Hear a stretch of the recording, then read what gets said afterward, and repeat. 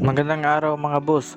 Ngayong araw na to ay pakita ko sa inyo yung teknik sa pagdudugtong ng zipper lens para sa ating bubong at paggawa ng fascia frame para sa ating metal fascia. Pero bago munang lahat, intro muna tayo.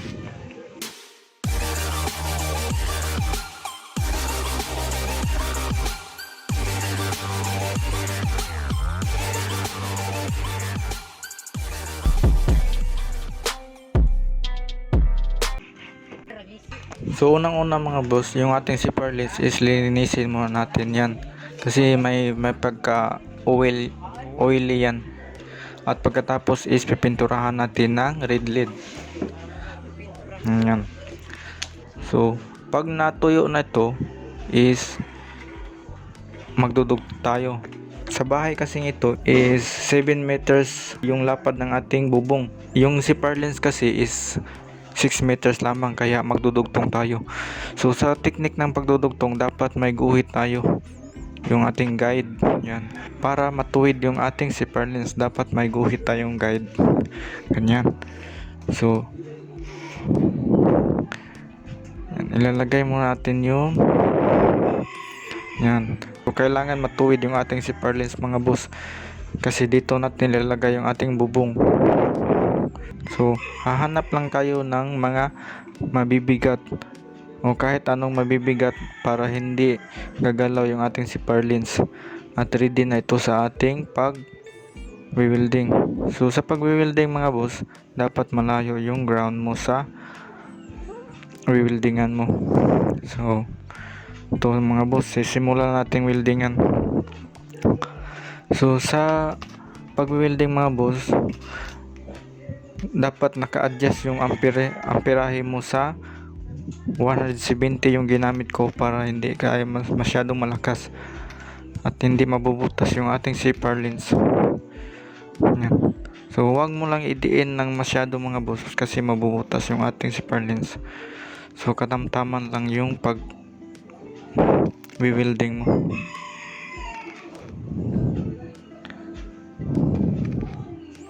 So uunahin natin yung sa ilalim bago muna yung dalawang gilid.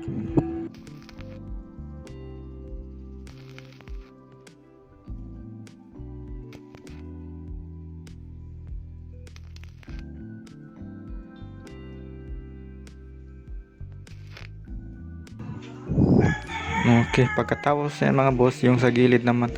Yung sa gilid kadalasan kasi mga boss is hindi pantay yung sa gilid. So dapat ang gawin nyo, gagamit kayo ng pliers para maipantay nyo yung sa gilid, kasi mas kailangan mapantay yun mga boss, kasi dyan natin ilalagay yung ating bubong. Ganyan. So pag napantay na yan, gamit yung pliers, i-welding natin yan.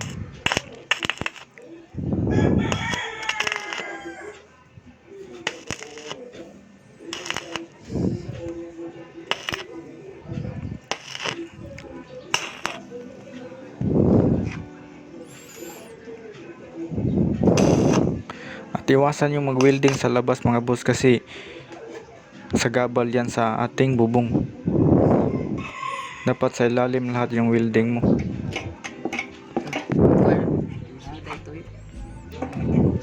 Dito naman tayo sa kabila mga boss. Ganyan. So sa ilalim pa rin yung welding natin, huwag nyong i-welding sa labas.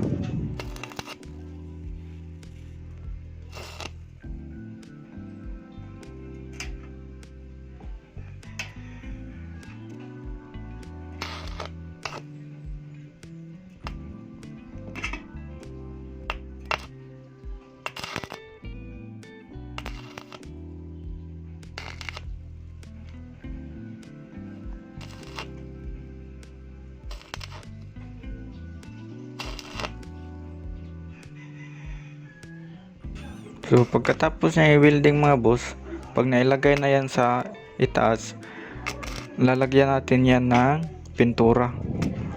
Lahat ng may welding, lalagyan natin ng pintura.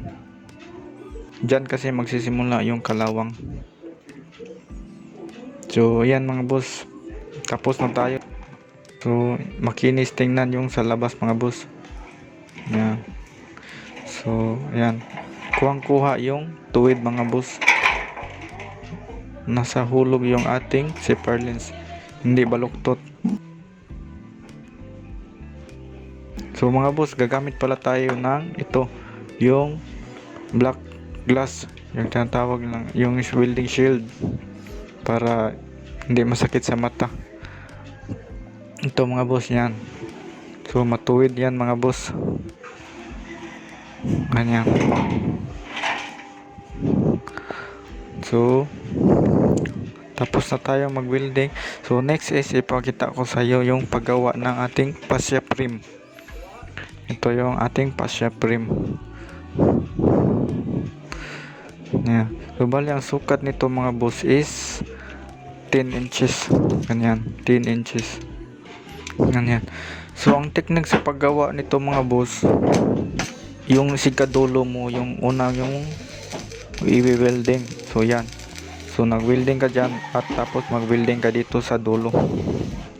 Yan. So patungong gitna yung ano mo, paglalagay ng mga brace.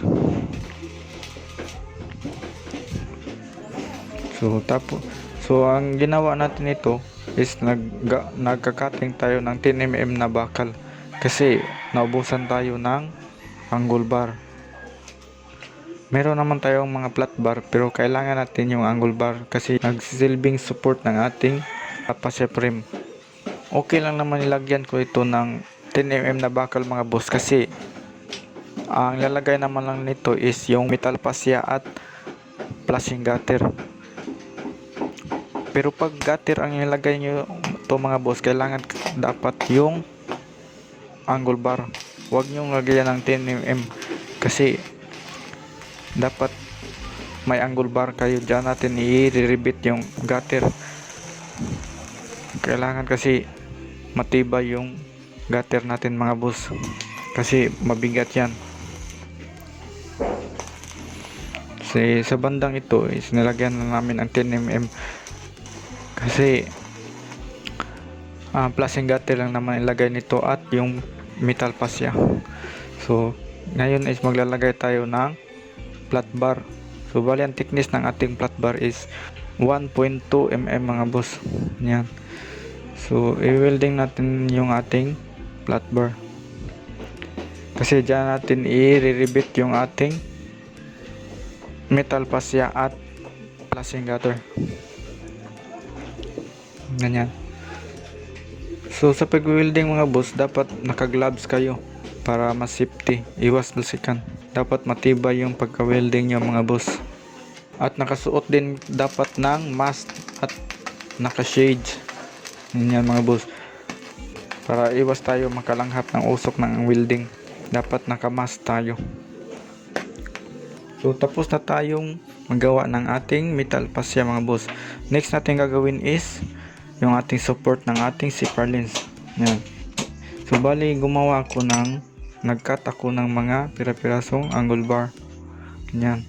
Bali ito na yung nagsisibling support ng ating zipper lens. Yan. So bali bali ito yung ating zipper lens. Yan. So ilalagay natin dyan magkabilaan. Ganyan. So ganyan. Dyan natin i-welding yan. So bali yung angle bar natin is 1.5 yung taas. At nagka-cut tayo ng 2 inches. Ganyan. 2 inches yung pagka-cut natin. So kunwari ito yung biga natin. Kasi wala na tayo yung trusses mga boss. Diretso na sa biga. Ganyan. Kunwari ito yung biga natin. Yan. So nakalabas yung dalawang reinforcement bar natin. Diyan natin ilalagay yung ating angle bar. At ipapatong yung ating zipper lens. Ganyan. Ganyan. So ganyan yung mangyayari mga boss. So i-welding natin dyan. Dyan.